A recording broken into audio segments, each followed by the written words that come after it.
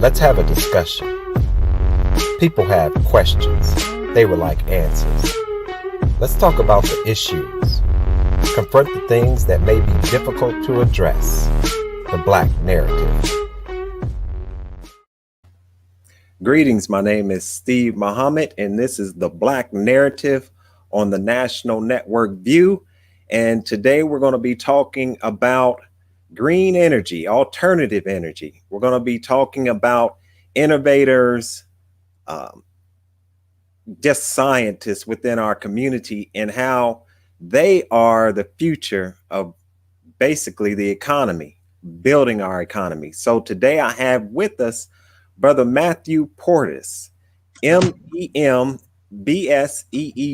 and we'll get to those letters behind his name in a few, but he's the President and Chief Technology Officer and PMO Chair of Soul Green. And greetings, brother. How you doing today? Greetings. Thank you for having me. I'm wonderful. How about yourself? Doing well, doing well. And first of all, tell us a little bit about those letters behind your name, because many of us, we'll see PhD or something else like that. But what does MEMBSEET, what do those letters stand for, and how do you go about getting them? Well, thank you. So, a BSEET is a bachelor's in electronics engineering technology. So, it's an electronics engineer. It's a difference between an electronics engineer and an electrical engineer. Electronics engineer is small components, small, low power. Electrical is high power. My master's degree is a management of engineering from George Washington. And of course, that's basically what it details. Managing engineering and engineers and technology. And tell us, starting off, tell us a little bit about your company and how did you go about starting it? Oh, wonderful. Yeah, so my company was started. Well, first of all, I wanted to say my birthday is today, and All right. yeah, so I'm Yeah. happy to be here. And it's on a different day. My birthday is also the day my mother passed away on my birthday, so it's a little sentimental. But that being said, I'm the son of a nurse's aide and a steel worker, and I'm from Akron, Ohio. And so I'm just an Akron guy. The way I came about the Evodia was I have a career in systems engineering, so I worked for Raytheon as a systems test engineer. So I worked on AMRAAM, Patriot missile, a lot of test development, and systems engineers basically put pieces together. We get the little pieces, we integrate hardware with software, and we test it. We test it to what's called requirements, which are the building blocks to designing and developing technologies. And the way I came about the Evodia, and at the time it was called the Solar Table, was I was when I was working at a Barnes and Noble's bookstore in Tucson, Arizona, where I had just started working, and I think I was probably around 28 years old, and this was in 2008 or 2009. And 2008, 2009, one of those. I think actually 2008, the end, because Obama was running for office in 2008. And I was at a Borders bookstore, and I was using my laptop, and the power went out, of course, because of the battery. And I went to go plug up, and there was no wall sockets anywhere to plug up. And when I looked outside, this is Tucson, Arizona, it's February, beautiful weather. It wasn't too hot, wasn't too cold. But I noticed that there was lots of outdoor umbrellas and sitting areas, but no one was sitting there. And it occurred to me because no one could plug up. Everyone was inside plugged up. So I just started thinking, if we could add solar and we could integrate it. And, what people don't understand is solar is a technology that's been used since this turn of the 6th century to do everything from cooking to boiling water and lighting fires. And today it's used in orbit. And even at that time was where it was most heavily used. That's how we keep our satellites up. It's very efficient. Last 20 years, you can power a billion-dollar satellite in orbit for 20 years on renewable power from the sun. So I started thinking, why aren't we using that here on Earth? and Right. started integrating the pieces, and they started turning and things like that. And I actually did have a business partner at the time who he was graduated undergrad together, and we kind of worked, shared some ideas, and he kind of helped with getting the designs a little bit, and we kind of pushed that together and got our first patent. Mm. And so, you hear that old saying that, what is that? That something breeds innovation. So you have a problem and a solution. And so basically your problem was the problem was is that the lights went out and that there was nothing there that could power your device. And so now Right, you come up with this, fabulous invention, which basically allows you to be outside where everyone loves to be, especially in a park. Because I've seen some pictures of right. your product. So here you are, you're outside in a park where you can charge your phone, you can have charge your devices sitting at this table, and during this pandemic, you have the ability to social distance. Right. Yep. So that. Exactly. And the Mhm. thing about our product is when it first came out, we were just going off of the power outlet, the GCFI, which is the standard plug outlet, and it also has USB. So each of our units has four outlets, so you can plug up four laptops and four cell phones, and it works. The power is there all day, basically, because it's really running on the batteries during the day, and the sun is charging the battery. So it's like the batteries are on a charger. Mhm. That's the way the technology works. And so as long as there's sun out, you're always going to have power. And that's the way it works in orbit. That's the way everything, it works here. The most difficult part is building a vehicle that people feel comfortable sitting at. Right. People won't sit at something if it doesn't feel comfortable. It has to be ADA compliant. It needs to be relatable to the user, and it needs to look like something that they would not feel like something's going to crash and fall on them. Right. That Yeah, so everything is kind of custom made, and it has to be for that. Yeah, but it's Yeah, the, you talk about the ergonomics, ergonomically yes, correct. exactly. Yes, Right. sir. And so let's talk a little bit about solar. I mean, really, solar is the future. It has so much potential as far as job creation. It has so much potential as far as supplying energy to those who may not be able to afford, paying that monthly power bill, because after a period of time the initial setup may cost, but eventually you will have a supply of basically free energy from the sun. And thank you for bringing that up. That's a very good point. I'm going to disagree with some of what you said. Okay. And here's why. We've done over the last year, as president, I came out and I put a hard initiative with our advisory board and all of our consultants that we changed our course from solar. We don't mention solar in any of our marketing material. Okay. And there's a reason for that. Mm. When we came into the industry, we are an Obama era technology. Our technology, our product is not cheap. We require each one of our units weighs about 1,100 pounds. Mm. If you're going to put solar in there, you're thinking you have a $5,000 to $10,000 system. You have inverters, you have batteries. Up under there, you got at least $10,000 worth of hardware just to get the the polavoltaics working, the solar panel with the inverters, the charge controllers, and whatnot. So that alone is very expensive. So when you have a standard system, you can't just set that on the ground, Mm. right? And you can't set it up on something. So you have to build a vehicle that will hold it. So we actually build steel. We have welders that weld it, and you also want to protect it.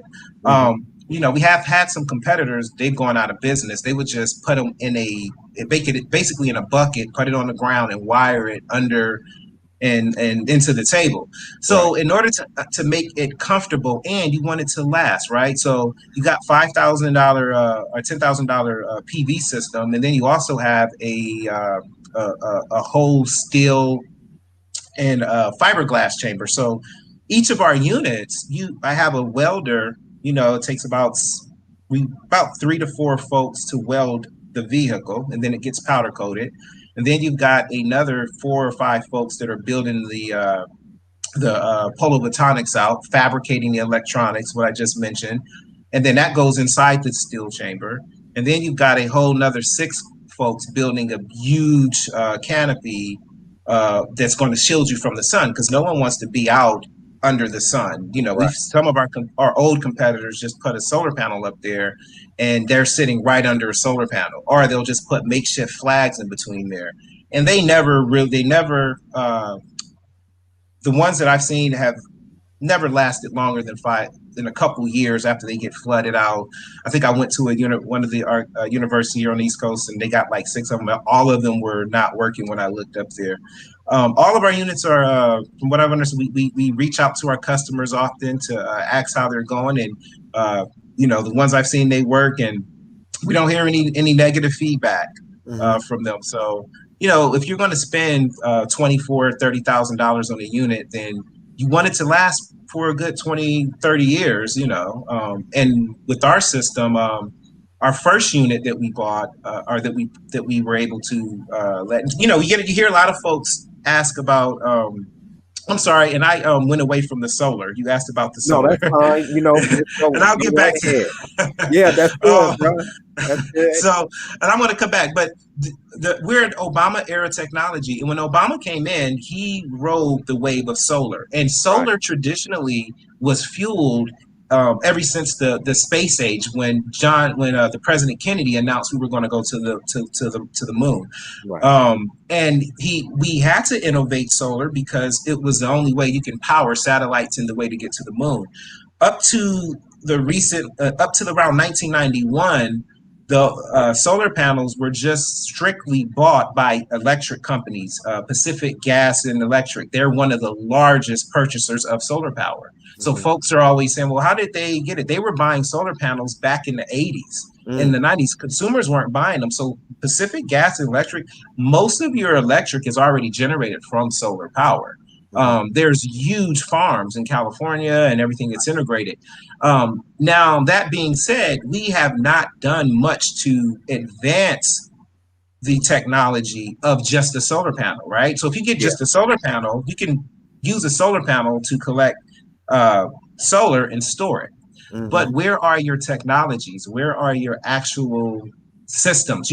So in order to build something and make it commercial, it has to be expandable and repeatable, Mm-hmm. right? So you build a system and you want to say, whether it's a calculator or whether it's a car, you Mm-hmm. make a model, you build what's called a prototype, you test it, you environmentally test it, you push it through the rinks, and then you clone that every time. If you can do that, that's the expanding your technology.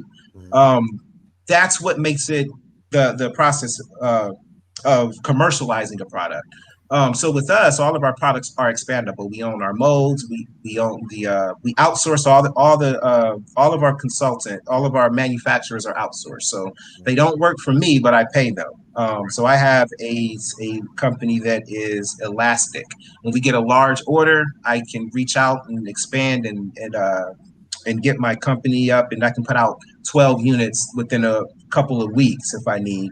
Or if I'm not getting any orders, I can collapse and just sit idle and wait for more orders because I'm not storing them in a warehouse or anything like that. That being the case, it is a more expensive because I'm using other folks' resources. I'm using my manufacturers. I'm using their labor. I'm using their time. So when our systems are built, they come from we have the PV system, the electronics, what I mentioned, which we have a woman-owned company, and I send a purchase order. You got about three of them. They built the what we call the FPGA board inside, gets shipped out to the steel guy. He puts it inside of there, powder coats it, he ships it down to the to our fiberglass uh, folks. And our fiberglass folks, they build stuff for Costco, John Deere, In and Out Burger. They're if you said at any of those are our same manufacturers that built our fiberglass. So quality, Um, basically. exactly. It's the American manufacturing is based on quality, but you have to pay. It doesn't come cheap. Right. Each one of my units, and then so when it goes to the fiberglass facility, then that's when our crating company comes and crates everything, and it goes out to before it goes to the customer. then one of our representatives comes out and does what's called a quality check, make sure all the pieces are there, everything is working, and then it goes to the customer site. Our and at the customer site, usually I'll do the wiring, and we'll hire another local team to do the putting on the bolts and screws. So all of that to say, one of my units, just one, creates about 20 jobs. Mm, And that's not including the truck driver just driving it, and then the four team installation team that's going to install it there. So imagine what 1,000 units will do, right? absolutely. So this is the kind of innovation that we need in the Black American community, right? So Right. when we have technologies like this, tangible, real technologies that you can actually say, we can gear our jobs into the Black community. We can put them into Detroit or whatever. And I'm not saying just hire Black folks, whoever's qualified for the jobs, but put them in our community. If there's uh, uh, white folks in those communities, they get jobs wherever we can create jobs for people that want them. That's what we're looking at creating. And all of our intellectual properties, our patents and things, are owned by the company, and nothing can be built without us. And we own the molds as well that our products are built from. Yeah. So that's about the only real hard assets and things like that are some of the other tangible assets. And the main thing is having good relationships with the manufacturers. These guys want jobs, so generally they'll try to maintain a good relationship. Every now and then we get some folks that didn't muster up quality, and I really quite quickly terminate their contracts because I have to make sure that my products are going to work and last, because when we are on site and we're installing, everyone's looking. Yeah. So we have to make sure it's on point and feasible. Yeah, up to par. And Yes. that's incredible. And you talked about solar being around for a number of years. And so, the big question is that is it the conspiracy theory is that the oil and gas industry is one of the main I guess adversaries to solar. What's your insight into that? Why isn't solar more advanced than it is now? Well, that's a good question, and that's not really the case. One of our biggest customers was Shell Oil. Shell Oil, their headquarters has our units down at has a couple of our units in Houston, Texas. Mm, They were one of the first to buy. They actually were looking at putting them in all their different overseas locations. The issue with solar is the reason we don't call our products solar. If you look at our any marketing material from Solar Green over the last year, or probably 9 months since I released my annual letter to my investors, mhm. our products are off-grid technologies. We Okay. don't mention solar. Solar. The problem with solar is great. But solar is a tool that's used in a system. So Okay. NASA, the satellites, they don't actually shoot a satellite up and say it's a solar satellite. Right. It's a satellite that's powered with a solar panel. It's like your car. Your car drives. It has an engine in it. Hmm. So the focus on solar now, solar is a product that makes something very cheap, like you said, right? So you can build. There's farmers that use solar to electrify a fence. Perfect for that. It cuts the cost. They don't have to run power. They use them to herd cattle and things like that. There's a lot of off-grid problems. Those are usually just really quick on the moment. Let's hook it up. Something you can build yourself. Right. Because of that, the industry as a whole, they have cheapened the term solar. Mm, So when someone would say, "Oh, that's a solar table," they don't want to pay any money for it. They think, "Oh, it's supposed to be free." So our early phase of our technology, we were going out. We would talk to facility owners, and they would call and say, "We love this product, we want it," and they're like, "How much is it?" And at that time, I think we were going for like $10,000. We had about $12,000, and that was just covering the basic, just the customization of it, because you still have to pay the fiberglass workers. Those guys don't care about the cost. They're like, this is how much they charge an hour. So whatever it is, that's what they've got to charge. And then you have a lot of overhead. The company has to be paid. I'm full with the company, so I generate income from it. So it's and you have to make sure your investors and your shareholders, there's something there. So with that being the case, what you really want to do is just make sure um, that you just keep everything really feasible and you control your costs as much as you can, you Right, know? right. And that's one of the things that, we talked about before we, before we had this interview in our conversation, and that is innovators and what we would have as far as investors. Can you talk a little bit about investors? Because, and if you can talk a little bit too about, the questions that I'm asking you. Many of us, we're so far behind in understanding this technology. Can you tell us, why you believe that is? And then if you could talk about investors, because we talked about, the billionaires, and we'll go into those a little bit more.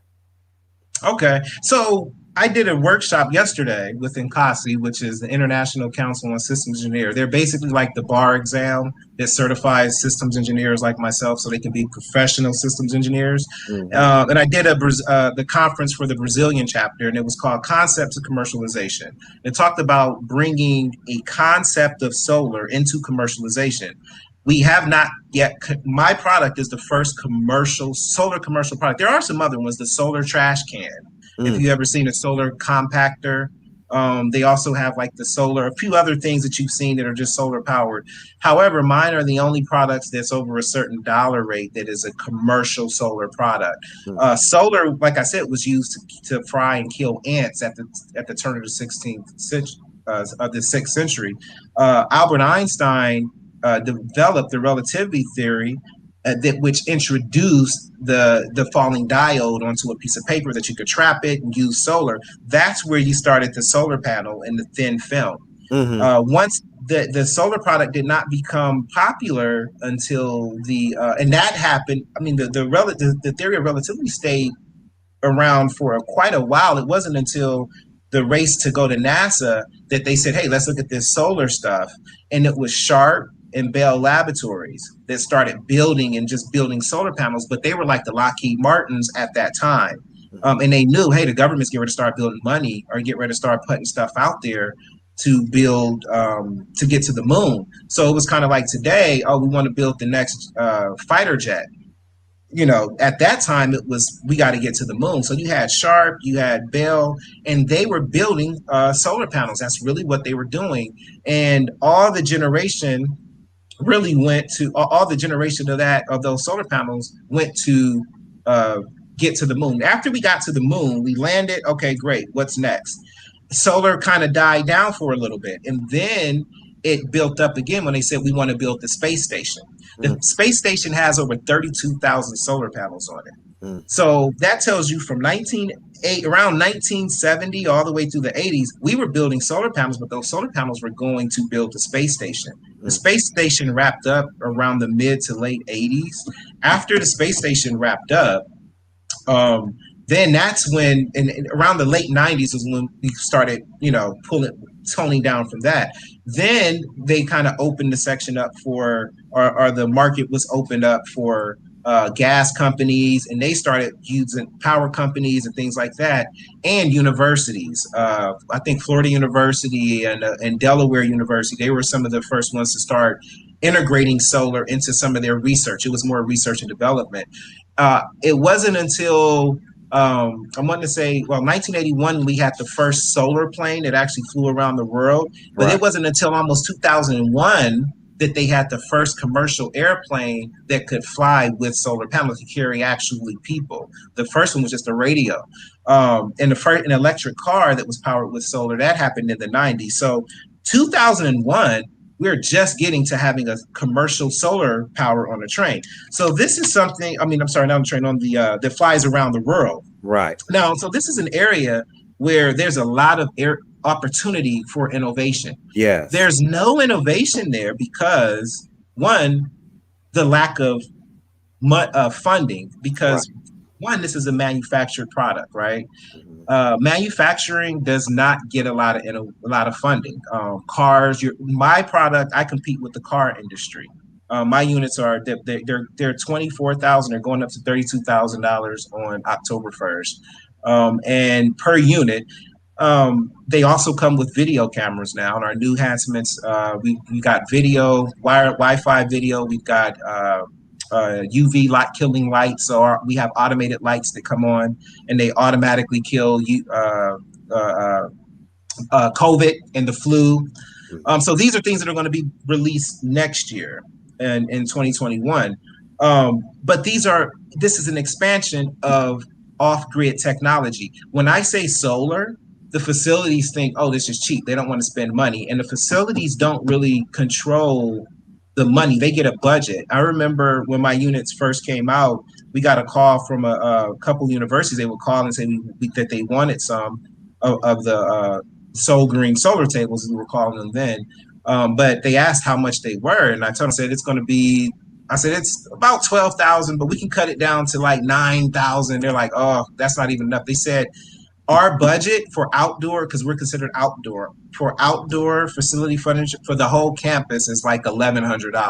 Wow. Yeah, but they were used to buying tables and things like that. So it has taken that long just to get that buying change to happen. And the problem for that is because of solar. When they hear solar, they're thinking this should be cheap. This should save us money. And what I tell our customer folks who call now, and I say, if you're looking for something that's just going to save you on power, you don't want our units because our units are a technology. It's a utility that powers itself. It's a self-powering system that will Right. last 20 years. It's ADA compliant seating, so that means somebody with aesthetics with a aesthetic leg, they can sit at it and get up. You have to have back support. You have to be so high off the ground.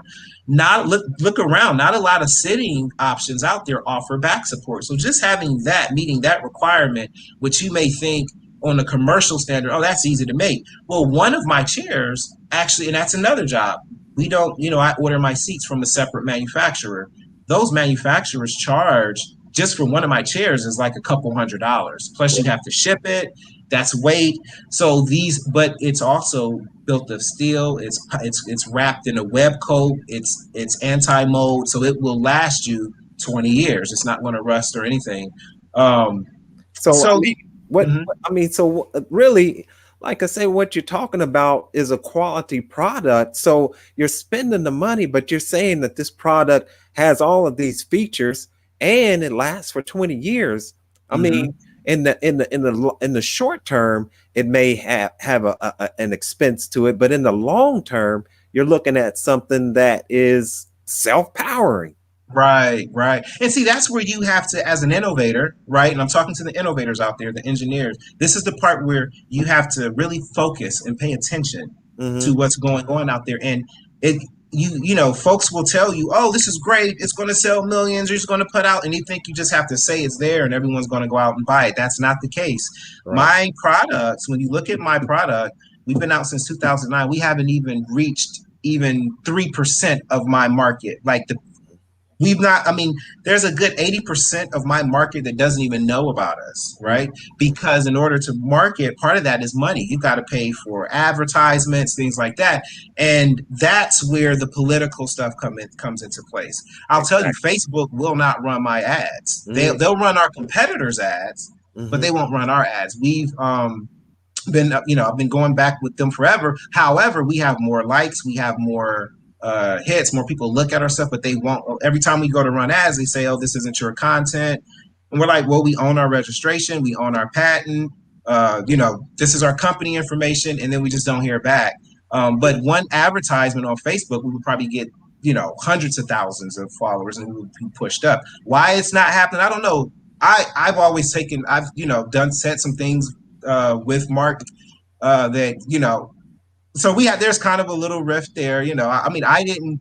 There's a difference. You have to be a little bit better as a black person. When you're coming in, Right. because I mean, I have to get a master's degree. I have to get an undergrad. I have to spend 20 years working in industry. You Mm-hmm. know, um, and when I talk to investors, um, I'm the who are the investors I'm talking to? They're white guys, right? Right.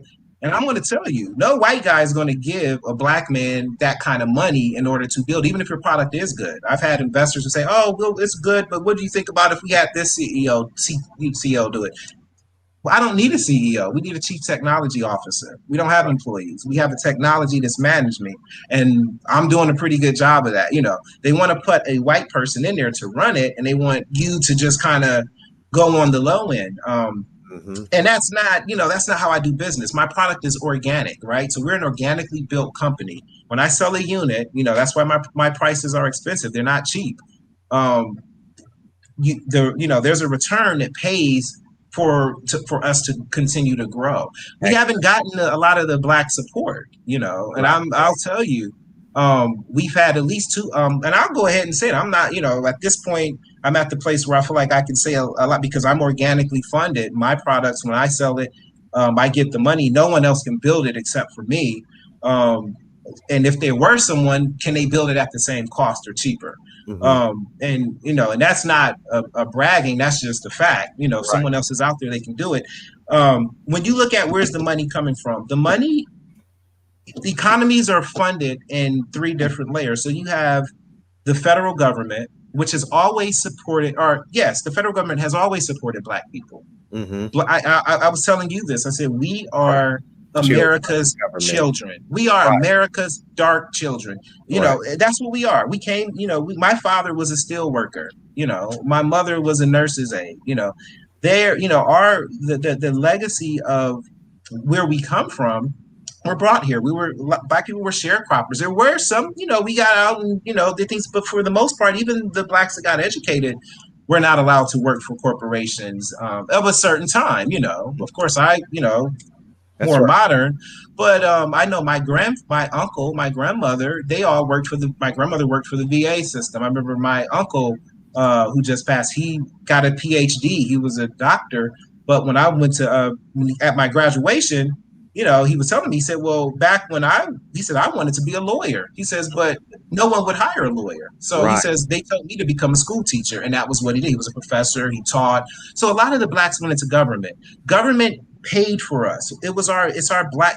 We are America's black child, and there's nothing wrong with that. But we have a right to be here, That's to right. build, to innovate. We have invented so much stuff here that we should be the primed and the prized ones to be sought after. Um, Absolutely. And the we but I oh just wanted to suggest to those who are watching, there's a powerful book by the NOI Research Department, and you can look into it too, brother. It's called "How White Folks Got So Rich," and I would advise everyone to purchase that book. It's a small book, but it basically outlines what you're talking about and how we were, mhm, the systemic racism. So, what you're talking about, you're looking at a number of different obstacles. Of course, you're looking at systemic racism, and you're looking at the control, especially when you talk about these social medias, of being able to even promote and market your product. But then on our end, what you're talking about is the investors. Can you talk a little bit about the billionaires and where their money is invested in and right. why they need to look in a different direction? So when you look at the billionaires out there, roughly there's about 3,000 billionaires in the world, somewhere around there. Of those billionaires, from my research, and if I'm wrong, let me know. About 16 of those are black billionaires. Of those 16 billionaires, uh, some of them a majority of them are Caribbean, Middle Eastern. They're also considered black. So the black American billionaires that we have, there's roughly about six of them, right? We know who they are. Mm. Okay, the Oprah Winfrey's, they brag all the time, the real ones. However, you ask why are there so? When you look at the statistics and you say in 2018, less than 1% of the black startups were funded. Less than 1%. Guess what? The federal government does not invest in startups, right? So there is no affirmative action there.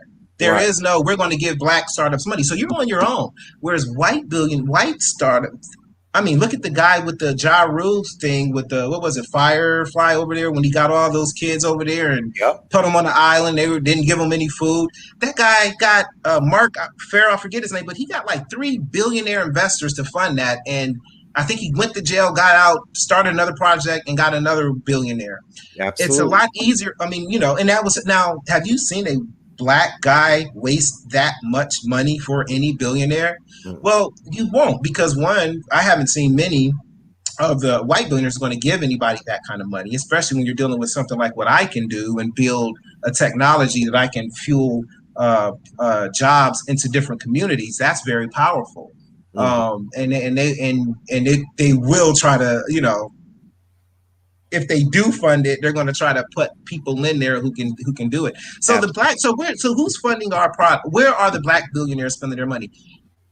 Entertainment. So you Yeah. got Oprah Winfrey, you got Robert Smith, and Oprah Winfrey knows about my product. I've emailed her, I've mailed it to her, I've sent it to her. They all know, right? Right. But they give their money to education, Mhm. right? But they don't just give it to any education; they give it to the rich education. I think Robert Smith gave $40 million to Morehouse, to Right. rich black kids. These Mhm. kids already they went to Morehouse. They weren't hired. That's an $80,000 a year college. But you want to stand up and say, "Oh, I'm giving you $40 million," and then Oprah Winfrey turned around and gave them $20 million the next year, Mhm. $60 million. You know what Morehouse did with that money? They bought my competitor's product because it Mm. was cheaper. It was cheaper than mine. I doubt it. If someone's on listening from Morehouse, let me know if those are working. Okay, because I called Well, them and they wouldn't answer my question. FAMU did the same thing. They bought. I think it was I forget it was a competitor. The one that FAMU actually broke. They called us back again. Our prices went up, and they said it was too high, so they bought the same ones again. mm. Thank you, Bowie State University. Our first product was seated at Bowie State University. It's Mm. still there. If you go there, it's still there. Students use it every day. It was seated in 2012. Mm. The second one that Bowie State bought is still there. They bought a mini. Still works like a sewing machine. Bowie State also has our Cassini bus shelter. We build a bus shelter. It's only $7,000. It attaches to the side of your bus stop. Kids can sit there, wait on the bus. They can charge their phone up. They can charge their laptop up. The lights come on automatically, dusk till dawn lighting. They've had that in there since 2014, still working. This is a black product, a HBCU. So there are some areas where folks will stick up, but the ones, I don't sing and dance, right? Right. So, if you're singing and dancing, here's a contract, here's that. It is time for us to stop and pay attention. We're moving into a Yes. time when we can't keep dancing and singing and doing. I mean, it's fine to a certain extent, but we have Right. to. If we are America's black children. We need to start making her laws work for us. We need to start funding our startups. Give some money to the black startup people. And I'm not saying me. We've over But you since the COVID situations, we've started picking up a lot of more distributors, contractors. We're moving into the Virgin Islands. We're setting up shop there, so we're on the rise. However, just like myself, there's other startups. There's so much other stuff that needs to be invented. Your trash can should not just stand there and collect trash. mm. It should be shredding plastic. Why not shred all these plastic bottles? Why Mm. is your trash can still sitting there? Why doesn't it compost food? Why don't we have companies to pick up your compost and process it, limiting your waste? These things are things that we should be thinking about, and we're not doing it because we don't have the billionaires. Oprah Winfrey, yes, I'm calling you out.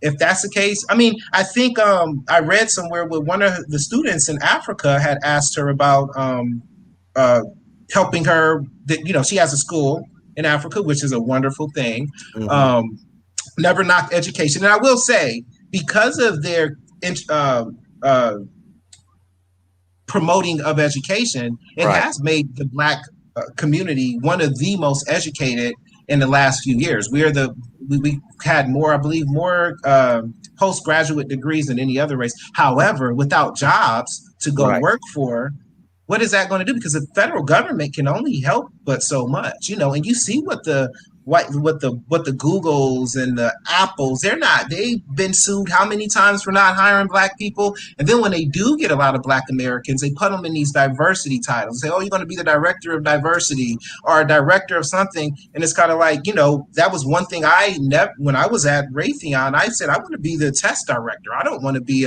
you know, Right. put Diversity. me in front of a diversity. Right. Right. Yeah. And one And of the things, I mean, not to cut you off, but you talk about startups, break the fact that black Black people, we're just 1% of startups. And like you said, if these Black billionaires and high level millionaires can start to focus their attention on these engineers and these innovators and these inventors, then, and I'm not saying that they shouldn't continue to focus on education, but as you're saying, we need to now cross over from from our people being recognized as sports athletes and entertainers, and Mm-hmm. then started to look Right. at individuals like yourself. Right. And it's a double-edged sword because it's not, it's also us. We've got to take risk. When I left my job making six figures, and I was getting that paycheck every week, I was in a position where, okay, I'm going to go out on my own. I've got a patent. I've got this. And had I had the support of investors and whatnot, it would have been a pretty easy sell roll. But it's a struggle. You got to figure Right. out. You got to ask folks. You got to get money. You got to use your resources. I know early before I had a workspace, we would use I would have my team meet at the library, and I remember I had a startup company. They wanted to get a percentage of my company. The only thing they wanted to offer me was workspace. I said, well, we need cash. I don't need workspace. What are you going to give us? And they're like, well, you have workspace. And these guys, I went there one day and they popped their wine at a certain hour and they just kind of laugh. And then I'm like, I don't have time for that. I'm trying to get a product out there. And most of those places went under. So it's a thing where you got to be willing to take a risk. There's not a lot of people willing. Are you willing to give up your six-figure job and miss that paycheck? Because it's okay. You're going off that emotions that when it first starts to um, Yeah. when you're excited about it. But when you Right. quit that job and that first check isn't there, it's like, then the second one is like, and then it's like the third one. But rather than looking for a job, you got to go back and you got to try to sell a product, sell a unit, and just stick with it and keep it going. And the stars will align, Yeah. Yeah. And at now is some our point. time. Yeah, exactly. Yeah. Yep. And when we look at, for instance, like the Elon Musk, who's getting all this attention for SpaceX, and I think he's trying to integrate the computer with the brain and so many other things. But as you said, we have so many Black inventors and engineers that need to have that support. And so, can you Right. tell us once again, give us your website so people can see your product, uh, Yes. and then we'll go ahead and ask a few more questions. All right, wonderful. Yeah, go to us. We're www.soulgreensolutions.com. That's one word, just soul, SOL, green, and then solutions.com. And you can go there. You can look at our product. You can download our brochure. You can share it. We also have a YouTube page, and you have a few clips of me doing some pitches for investors. And if you look at the investors, see they're all white guys in the front, right? That's how it is, And after a certain point, I realized, it takes a lot to put slides and do that every week. I just kind of like, this is like, I'm trolling my thumbs here. I'm obviously I'll be the best pitch, and I wouldn't win, but I would get treated. It's like, oh well, we'll treat you to lunch or dinner and try to pick your brain, but I'm like, are you going to give us any funding? And once I realized that wasn't going to happen, then that's when I just really dove into building better systems, building better technologies, training interns. Very important to train our youth. To build the technologies as we come. But getting on to Elon Musk, another billionaire, and it's amazing how much money these guys can burn up. I don't know if you remember in 2018 when less than 1% of the Black startups got any funding. And Mm-hmm. I think 3% of Hispanics got funding, and I'm going to say 7% of white women got it funding. Blacks were at the very bottom, Mm. less than 0%. That was the same year, I believe, that we got the Morehouse 40 million. I'm not telling anyone how I'm sorry, I am telling people how they should spend their money because I think after when you hit Absolutely. that We level as a need billionaire, you're not going to spend all that money, and it's on you to make sure you help those people and your folks get to where they are. You don't have to give me a dollar, but create and you know there could be some, but I haven't seen many out there, and these are the stacks, the figures. Um, but Elon Musk during this time we were struggling, he was burning through $1 billion a month building tunnels in Europe trying to create these cities. What happened to it? mm, It just disappeared. right, You know, he almost got fired off his board, and they made him stop. He came to an end, but he $1 billion a month. He's just burning through it. Then he went up. Then he's doing the trucks. It's kind of like, give me this and let me burn that. Let me tell you, if I was a white guy, I would probably be 10 billion in the bank by now. you know it. You know, Absolutely. You right? already But yeah, but if you know, it's weird because the world looks at me. I'm on the stage and I'm talking. I'm not dancing. I'm not throwing the ball through a hoop or running the ball or anything like that. And there's nothing wrong with entertaining, but you know there is a limit to um, how much entertainment we should be expected to do. You know, right, when we've created the ironing board, we've created uh, so much stuff. I can't even count everything we've had. right. Air conditioners. And once again, brother, Um, those type of inventors, they're not, the educational system has done such a poor job in really, pointing mhm, out those inventors. And then that leads us to be so ignorant about the technology of today that our young people, when you ask them what do they want to be, then you're having that sports athlete or you're having that rapper, right, and but you're not having that engineer. So I mean, right. what you're saying, brother, don't even hold back, man, because our future depends on us waking up, just like you said, waking up with a, as the Honorable Minister Louis Farrakhan said, a new educational paradigm, and focusing on pulling our resources, supporting individuals like you, and doing something for ourselves. Well, I can tell you, even as a black inventor, I've been shunted even by folks that have gotten our products. Some folks,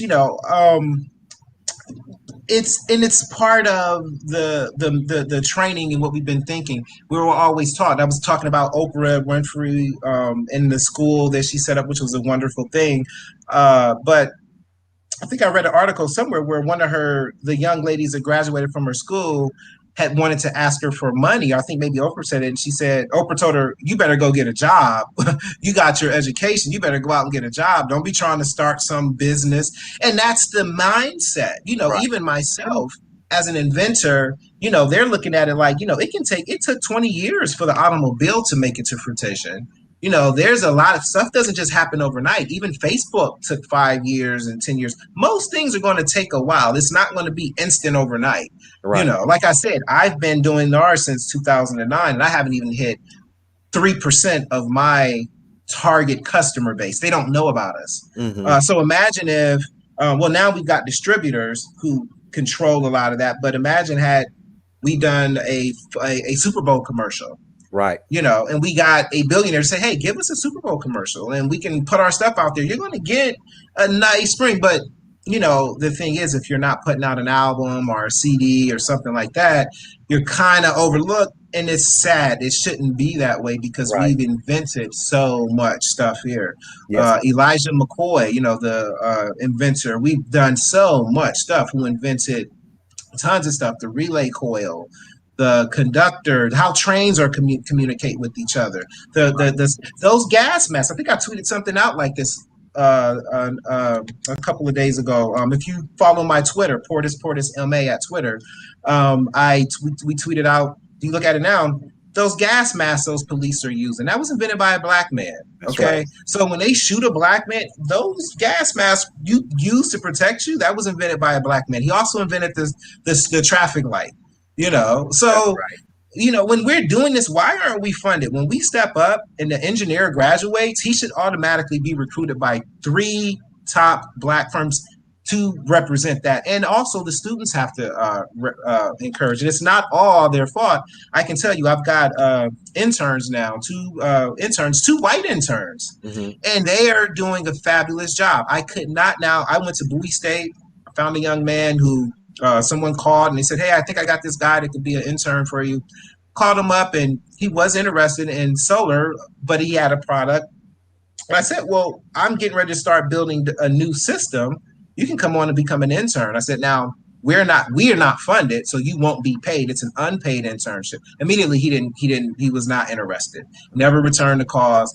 We put out a one of my advisors put out I asked him, I said, look, I'm building this new prototype. This is going to be by the way, our next unit is going to be installed at the United Nations headquarters in New York in 2021. They wanted it sooner, but I wanted to give them the new unit. They're getting two of them. So that's a big thing. And you'll see that they're getting the new system, which is going to be called the Evodia Evolve. In this system, the lights automatically, well, of course, each unit has dusk till dawn lighting. So the lights on our products automatically come on once the sun set. They automatically go off once the sun comes up. Wow. The new ones are going to have the standard legacy features, which is that and the power, but they're also going to have video cameras that automatically can see what's going on, and they'll be recording. So they will have the far UVA lighting. So far UVA lighting is lighting that's used in airports and laboratories, and it kills COVID Right. and flu.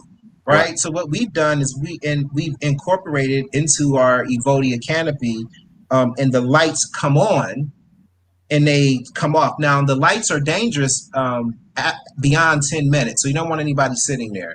Right. So they can't stay on that long. So we've been testing all the requirements for the actual system, so it comes on, it goes off at the right times, and all that. And these interns have been awesome, like gathering information and working with me. So this was, and it's like I said, it's unpaid, but Right. they're engineers, and this is for a year. So I'm like, hopefully next year, because now we've built the system, and in the spring we're going to start actually testing it, and then because it has to undergo environmental testing, and we'll be handling that, and we'll be looking for more interns, again, unpaid. First year interns for us are unpaid because they don't know anything. We're teaching them. Mhm. Second year they move up, we'll give them, we pay them, but we need to be funded in order to pay them. Absolutely. Yeah, I so we mean, and need that's this where to happen. it all comes from. And so that's why, as we're closing this out, really, that's why I wanted to really have you on Mm-hmm. here, because I mean, we can talk about, the COVID, coronavirus and the pandemic.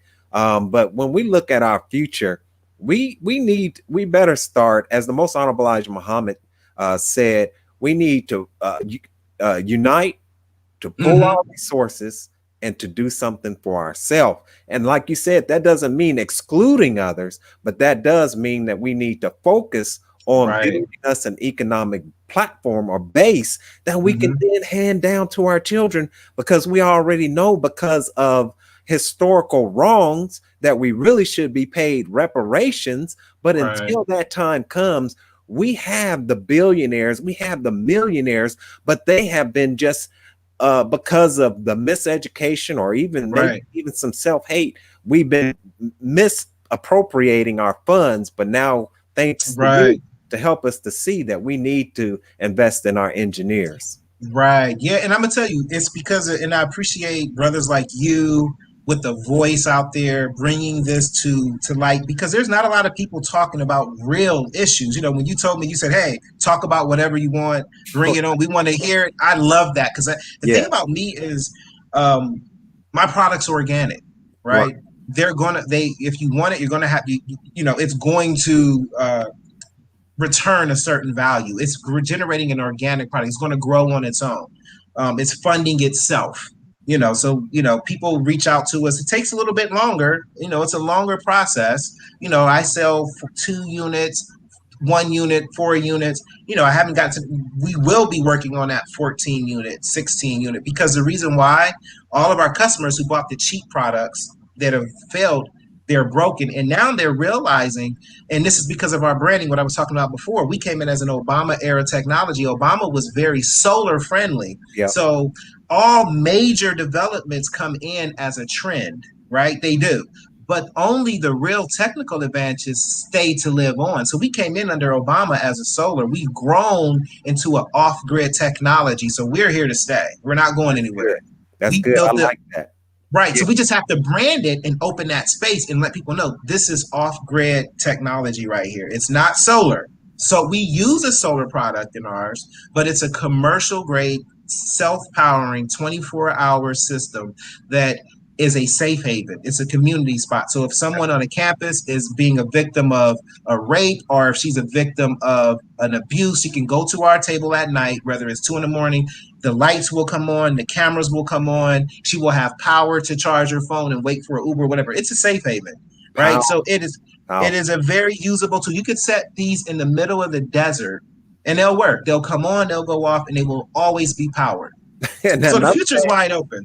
And another thing too, brother, is that they're environmentally safe. You know what I mean? Exactly. There's so many And products nowadays.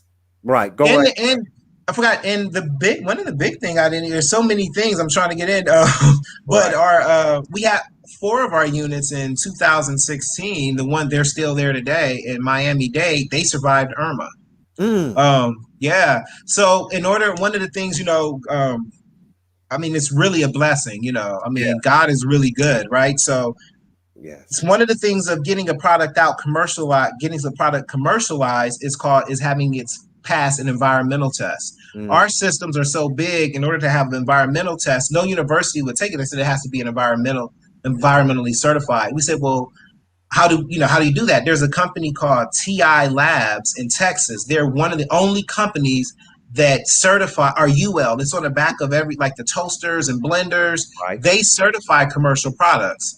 Mm, For us, it would have been about $10,000 just to test us, to hmm. put us in the chamber and say, okay, you can survive a Category 2 hurricane.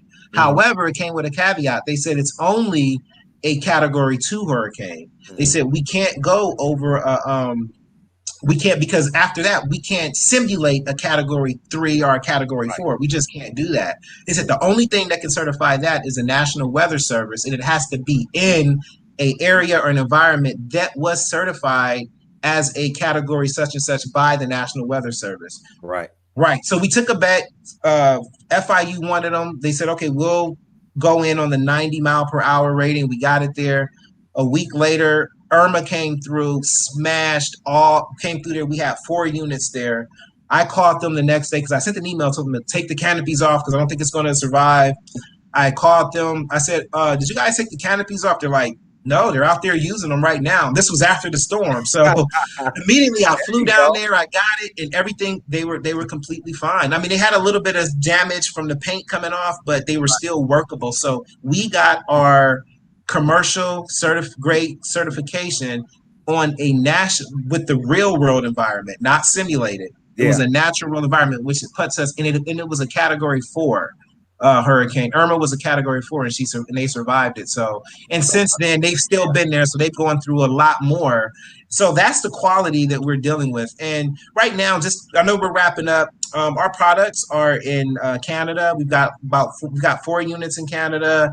We've got some going to the Virgin Islands. Our next installation is going to be in Miami-Dade coming up probably next week or the week after. UDC, we've got some in DC. We've got over 100 units across the U.S. and Canada. I can't think of all of them now. So we've been fueling some jobs, and we're looking to just get more and push them out. So if you're a HBCU or traditional college, visit our website, check us out. We do come at a cost, but again, we pay U.S. manufacturing rates, and we fuel U.S. jobs. So absolutely. yeah, And with with the alerting and hopefully waking the investors up, that cost could possibly come down, but it right, all exactly. takes us pulling our resources once again, pulling together and doing something for ourselves and Mm-hmm. creating a bright platform or future or base for our children. So with that, I want to thank you, brother, for coming on here. You have helped us immensely Thank you. start the process, of understanding that we need to now take a shift and begin to look at funding our engineers, our inventors, and our innovators. Is there Okay. any, give us your website one more time, and then I'll go ahead and close this on out. Okay, yeah, sure. Visit us at soulgreensolutions.com. We also have a Twitter is Soul Green, is Soul Green SGA. on Twitter for the company. We also have Instagram, just Soul Green Solutions on Instagram. Please follow us.